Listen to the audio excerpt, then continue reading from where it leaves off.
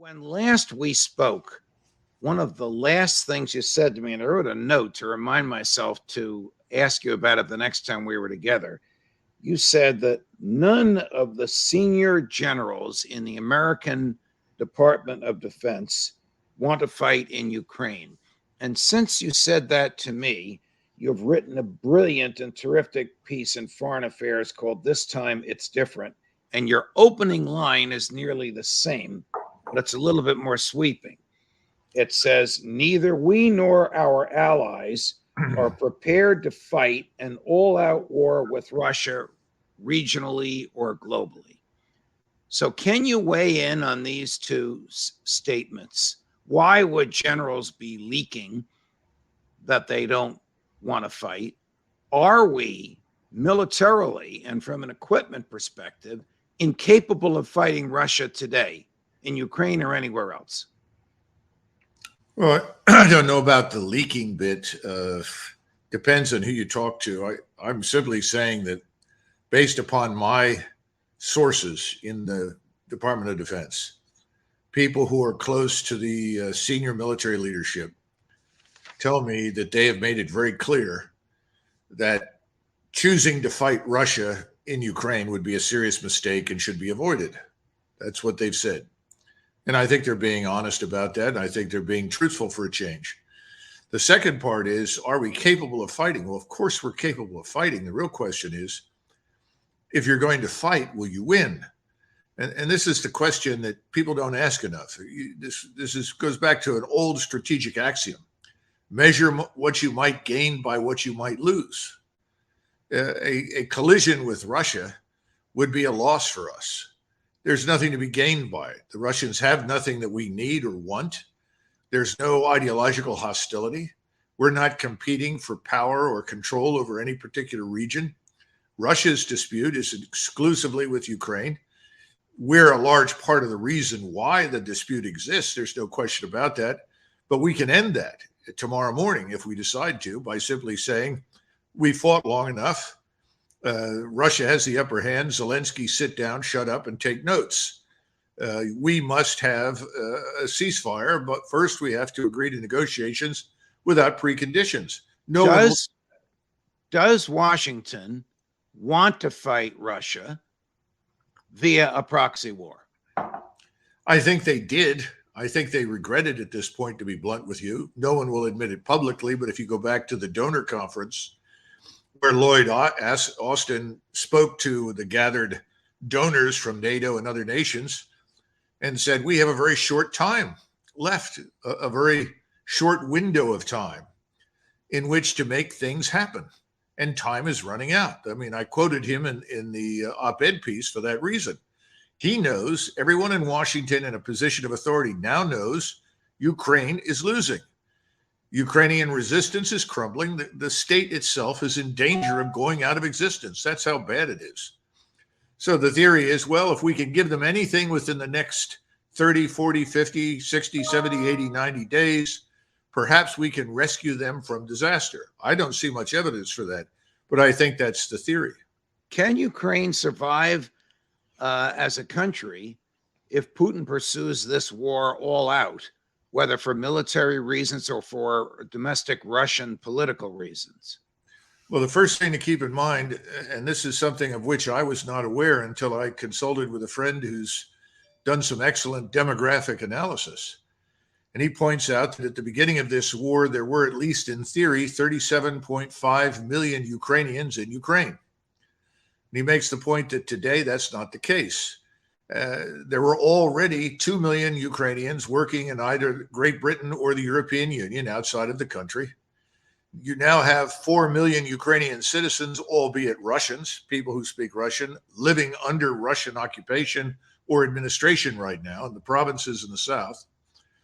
Then you have over 10 million Ukrainians that have fled the country. 10 million? 10 million. That's a third of the country or a quarter of the country. Yeah, you've got 1 million that have gone into Russia and the rest that have headed west.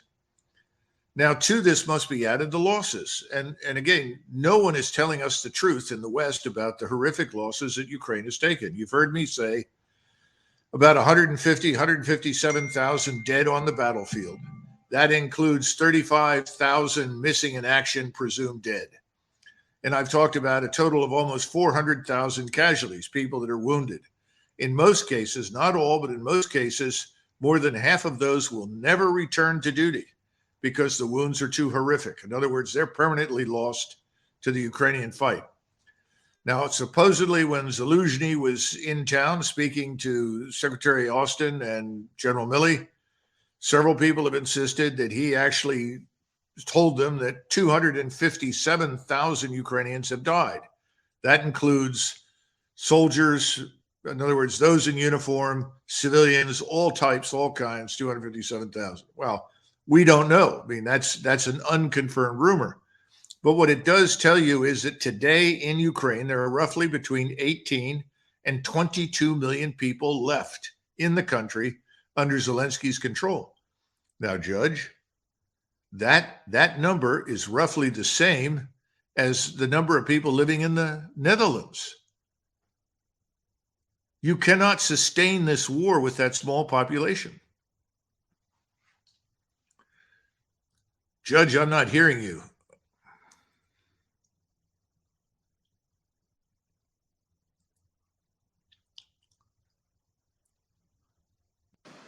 Oh, can you hear me now? Gotcha. Okay. Apologies. That's okay. For watching and listening. Sometimes I'm all thumbs. I want to play a clip from Jack Devine. This is a guy that our audience loves to hate. He is, however, career CIA, and for many years was in charge of American espionage in Russia and monitoring Russian espionage here. Here's Jack Devine betting on a Ukraine win. I'm betting on the Ukrainians still. It's not to say that the Russians aren't going to be formidable. I do think there will be undertrained. There'll be sometimes when you create something big and it's not well trained, they become cannon fodder. So I think it's going to be a really tough spring, and I think the war in many ways will be decided. There won't be a victor. In other words, the Russians cannot conquer Ukraine, and the Ukrainians are not going to beat the Russians. There's a certain point where both sides pull back. And even if you don't have an agreement, they lower their intensity. And that's what I think Putin personally is in trouble in his own country, and I think he goes. That's why the stakes are so big. So he's suggesting that this will be over when both sides lower their intensity, and if Putin does that, quote, he goes, because that will not be interpreted as a victory for the Russian nationalists. Your comments on that, Colonel? Well, remember, the CIA has been telling us lies almost from the very beginning about everything happening in Russia. Well, when Mike Pompeo was running the CIA, he publicly acknowledged that's their job, to lie to us. So how do you know whether to believe them or not? Well, they do a very good job of lying. The problem is they're lying to Americans, and this man, Devine, knows absolutely nothing about Russians. I don't care what his job was, or about Ukrainians or the Slavic peoples that occupy Eastern Europe. The Russians are winning. Ukraine is crumbling. Ukraine's on the verge of collapse. We're going to watch that happen over the next several weeks. The Russians will crush out of existence what remains of the Ukrainian armed forces, and I think they'll have to go after this regime, assuming Zelensky and his friends don't rapidly flee the country to Poland or somewhere else. Now, having said that, the Russians are being very methodical, very deliberate. They are moving constantly, but they are not moving on multiple axes simultaneously. In other words, you're not going to see the blitzkrieg. What you're going to see on several axes are what I would call large meat grinders. They're just systematically plowing forward, annihilating everything that they come in touch with that is Ukrainian until the Ukrainians are finished. There is no incentive for them at this point to negotiate with us unless we go in without conditions.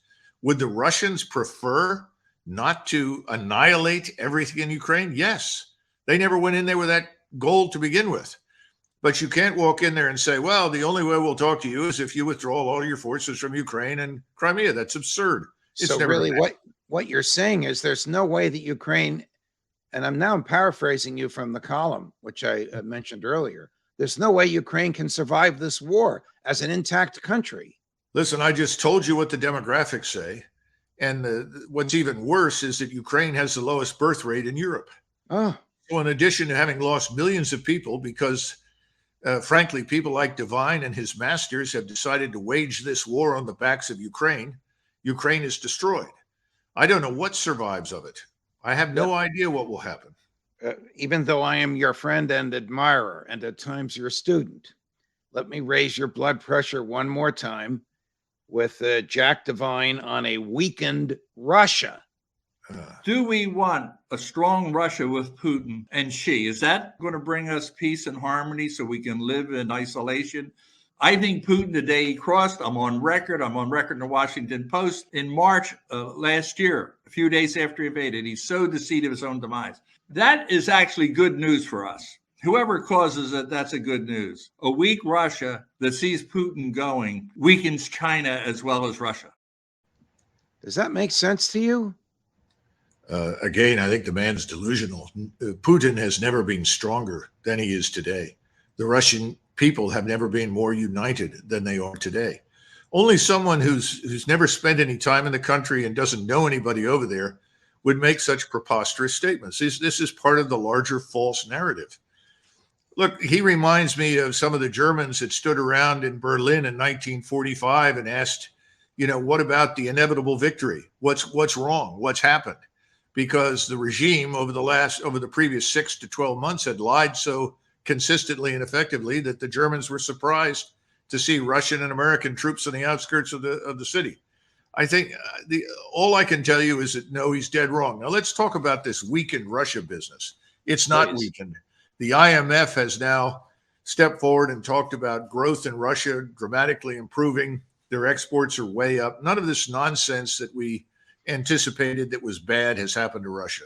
Russia's in a very strong and healthy position. We, on the other hand, our growth is declining, and it's not going to get better in the near term. Secondly, Russia is a state with an important role in Central Asia and Eastern Europe.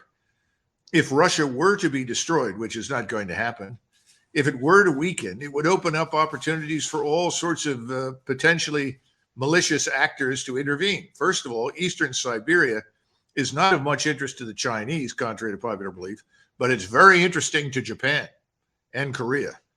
And the Japanese and the Koreans view Eastern Siberia as their territory because up until about 300 years ago, Mongols, Turkic peoples, Tartars, they were the only people in the region, and they're brothers of the Manchus, Mongols, and Japanese and Koreans.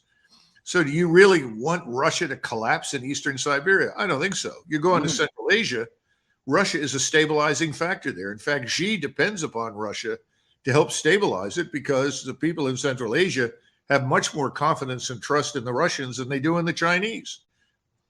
How unified is NATO behind Washington? I'm going to play a clip. Yeah, right. I'm going to play a clip for you in a minute from the president of Croatia. It's not Germany. It's not France. It's Croatia. But the language is very strident, and the criticisms of the West are very strong and articulate. Take a listen. Ja nisam predsjednik Ukrajine. Ako se Ukrajina želi braniti, trebali je pomoći. Razdragani pacifisti u cvjetnim haljenicama odjednom bi se napili krvi nekome, ali ne oni, nego preko tuđeg grbača. Ovo je u određenoj mjeri duboko nemoralno što radimo kao kolektivni zapad koji u biti ne postoji, jer tu nema rješenja. Rješenje nije promjena vlasti u Rusiji. Dapače, njemački tenkovi u Harkovu će dodatno homogenizirati Ruse. Politički će ih homogenizirati. Zbližit će ih sa Kinezima. To se događa. Okay, there's a lot to unpack there. The West is not united. You've been saying that. The tanks coming from Germany, he didn't mention the American tanks. The tanks coming from Germany will only gin up the Russians to fight more aggressively. It's in nobody's interest to weaken Russia. And he's a member of NATO. Of course. Two things. Nassim Taleb often talks about finance, and he talks about people at the top who don't have skin in the game.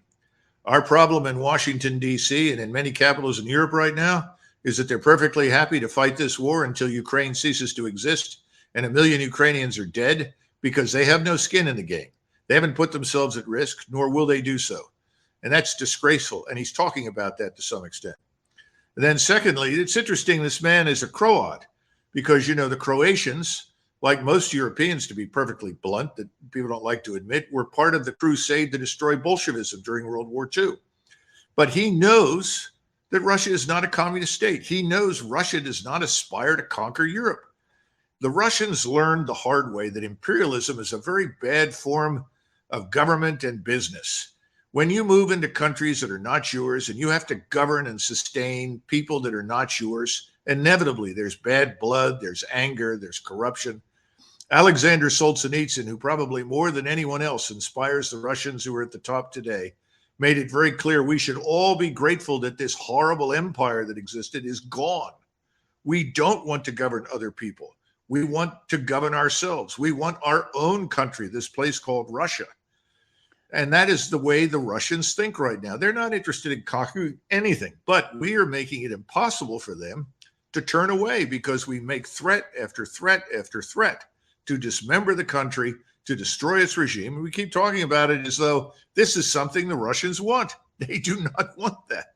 After decades of German political leaders disarming Germany and depriving Berlin of its credibility, I'm quoting your article, Chancellor Scholz decides to send tanks. Is this to please Joe Biden? Because he's not going to please anybody his domestic political forces, is he? He'll please some people in Germany, a minority, I would suspect. The majority, I think, are somewhat horrified because the Germans, based on their experience, and they also know their own history, know that when Berlin and Moscow have cooperated and done business together, there has been peace in Europe. You know, if there's any one war in human history that made absolutely no sense, it was the war between Tsarist Russia and Imperial Germany. They had been close allies and friends for hundreds of years. There was no reason for that to happen. It did. The Second World War, we know the background on that. It was a huge tragedy. Everyone decided in 1945, who was German, this will not happen again. We will not permit it. I cannot imagine Chancellor Kohl or Chancellor Schmidt, Helmut Schmidt, that some of your viewers may remember, standing up and urging equipment be sent to this corrupt gangster regime in Kyiv that's killing off its own people with these stupid instructions that are given to their generals in the field with a military structure that is corrupt and celebrating it. On the contrary, I think they would have said absolutely not, out of the question. This man, Scholz, is not going to last long. And if anything, what we're seeing now, even though it is not patently obvious, is the beginning of the end of NATO. So, Colonel, big picture, here's my head scratcher. If the West, if the leading countries economically in NATO, the United States, Germany, Great Britain, France, want to wage this war against Russia, if Tony Blinken and his globalist buddies in the foreign ministries in Western Europe really think that they can use the war to push Putin out or weaken him, if Jack Devine and the CIA, or if Jack is actually articulating what the CIA is trying to accomplish, why is the Western military response so tepid? I mean, you can't fight the Russians with just a half dozen tanks, and you can't fight them at all with tanks that aren't going to get there for another 4 or 5 or 6 months. And American troops in Poland are not going to keep Putin up at night. We have 100,000 troops in Europe. And of that number, I'd be surprised if we have 40 or 50,000 combat troops. That means the soldiers, sergeants, lieutenants, captains who actually go in and shoot people. In other words, most of that is still support. And we don't have that much artillery. We don't have that much in the way of immediate indirect fire support. We're in no position to do it. We could bring in more Poles. They can bring in a couple of 100,000 Poles to fight, but they're not going to be adequately armed to take on the Russians, and they're not going to be adequately trained. So it's sheer lunacy. But again, you've got to go back and understand how this began. At the beginning, Putin sent in a very small force and gave them very specific instructions that they were not to kill civilians, they were not to damage infrastructure, because he was simply trying to demonstrate the seriousness with which Russia viewed what we were doing in eastern Ukraine by building up this dangerous force against them. Well, it took 2-3 months. He finally figured out no one is going to negotiate with us. No one cares to. In the meantime, we reached the erroneous conclusion that, see, look, the Russians are weak. The Russians can't cope. The Russians are no threat. We can beat them. Well, that was the wrong conclusion. And what we're seeing happen right now is a massive expansion of Russian military power on a scale that we have not seen since the Cold War. And this is going to be a permanent expansion, a large and powerful force. The 700,000 plus that are around Ukraine right now are a brand new force, a brand new army. This thing is poised to do one thing: annihilate whatever is in its path. It will do that. However, again, the Russians are being methodical. They're being cautious because they do worry that we are led by impulsive, erratic personalities in Washington. And that stupidly, when we realize that the place is falling apart, I mean Ukraine, someone will say, well, we have to do something. I don't know how many times while I was on active duty, I heard people at the top of the political structure say, well, we have to do something. As soon as they say that, Right. leave the room. Right. Get the hell out of there. I mean, this is a favorite government line. They have to give the impression to the public that they're doing something, even if it's 180 degrees from what they're doing. But the West, whether it's Chancellor Scholz or President Biden, or to a lesser extent, the new Prime Minister of Great Britain, is like a boxer punching with his left hand and then apologizing to the gallery with his right for hitting too hard.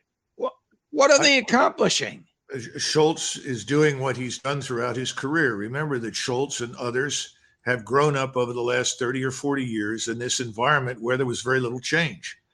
And their formative period of experience came after the Cold War ended. And they saw a very different world. And they became, I think, enamored of this notion that the United States is the hegemon of the world, and that whatever we do is right, and anybody who resists us is morally wrong.